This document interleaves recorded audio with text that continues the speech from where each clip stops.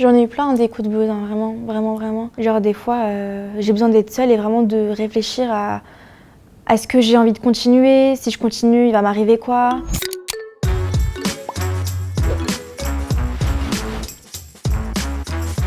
Alors 2020, ça a été de grosses surprises, que ce soit dans le travail, dans ma vie personnelle, plein de trucs parce que dans le travail j'ai appris des trucs. Quand j'ai fait Anissa, j'étais pas du tout dans la musique. Enfin j'étais dans la musique mais je savais pas trop ce que c'était. Quand on parlait de promo, je savais pas de quoi on parlait, je savais pas ce que c'était. Vous savez, on utilise des mots au studio, je savais pas ce que c'était. J'ai vraiment tout appris, du coup j'ai grandi mentalement. Moi je me rappelle que de la fatigue, je sais pas. Ça a été trop dur parce que en gros c'était un gros buzz qui a éclaté et qu'on devait maintenir, mais le maintenir c'était de l'énergie mais vraiment à donner. Quand je voyais un artiste clipper, je savais pas que c'était autant fatigant que ça en fait de faire une journée de tournage, 10 heures de tournage. Maintenant je l'ai vécu et putain je les admire hein, parce que je m'admire aussi du coup même parce que je l'ai fait, mais waouh! La grosse pression que j'ai ressentie, c'était à Coco parce que j'avais sorti Anissa et tout le monde me négligeait. Ouais, c'est qu'un coup de buzz, vous allez voir son prochain clip, il aura même pas plus de 5 millions et tout. Au final, Coco a fait 70 millions et ça rattrape Anissa. Avec mon producteur, on appréhendait, on a confiance en notre travail et en nous, mais voilà, on se posait des questions. Est-ce que ça va marcher? Est-ce que j'ai vraiment du talent? Est-ce que c'est une fanbase que j'ai ou c'était juste un coup de buzz et tout? Mais au final, tout a marché, voilà. Il y a des points négatifs, mais il y a plus de positifs pour l'instant. Déjà, je suis trop contente d'avoir pris en maturité. Quand je réfléchis à comment je pensais avant, heureusement que j'ai grandi. Je suis contente d'être entourée de grandes personnes et de pouvoir apprendre la vie tous les jours. Quand on nous dit que quand t'es connu et quand t'as tout et quand tout va bien dans ta vie, les personnes viennent par intérêt, c'est tellement vrai. Des personnes qui me calculaient même pas avant, qui me demandaient même pas si j'allais bien, qui savaient même pas si j'étais vivante ou pas, viennent me parler du jour au lendemain. Tout le monde veut être ma copine ou mon copain en fait, c'est un truc de ouf.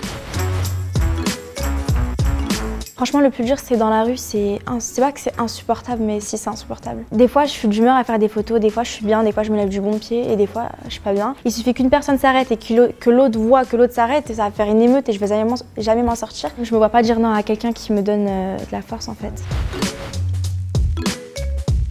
J'en ai eu plein des coups de blues, hein, vraiment, vraiment, vraiment. Que ce soit dans ma vie personnelle ou sentimentale. Genre, des fois, j'ai besoin d'être seule et vraiment de réfléchir à est-ce que j'ai envie de continuer? Si je continue, il va m'arriver quoi? C'est trop compliqué d'être connue parce que, je sais pas, même l'autre fois, j'ai été hospitalisée. Il y a des infirmières qui ont balancé le numéro de ma chambre et tout. Enfin, pour vous dire, c'est super grave. Genre, il y a beaucoup d'inconvénients.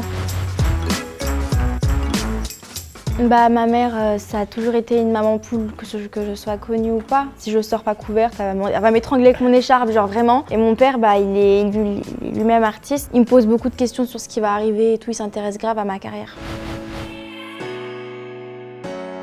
Franchement, je les aime de tout mon cœur, mais des fois, je trouve qu'ils abusent un peu à trop creuser, genre. Je les comprends quand ils font ça, parce que même moi, des fois, je creuse sur Beyoncé. Ah, il s'est passé quoi? Saweetie, Quavo, moi aussi, je veux être à l'affût de tout. Du coup, je peux pas leur en vouloir. Mais pour l'artiste, c'est hyper chaud, quoi, voilà.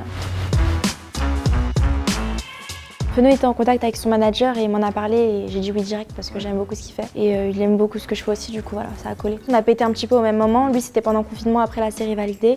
Moi, c'était à Anissa, ça veut dire, il m'a dit ouais, moi c'était comme ça, et moi je dis et moi c'était comme ça, et on échange nos anecdotes et tout, c'était comme ça. Évident, mais bien sûr. Et en fait, le fait qu'il me propose un deuxième feat pour mon projet à moi et qui, on va dire, me laisse diriger le son. Il m'a dit on fait ce que tu veux le S, hein. Moi je suis d'accord et tout, tu sais comment il parle et tout. Il me laisse grave donner mes idées et tout. Parce que moi j'ai l'impression que quand c'est un artiste qui est là depuis, j'ai l'impression qu'il va toujours faire le dictateur et me dire non on va faire ça et ça. Mais lui non en fait, c'est pas du tout comme ça. C'est remplir un Bercy, un Stade de France, un truc. Bon c'est pas mon, si je vais pas le faire maintenant, je pense que ce serait ouf, mais c'est un but à atteindre.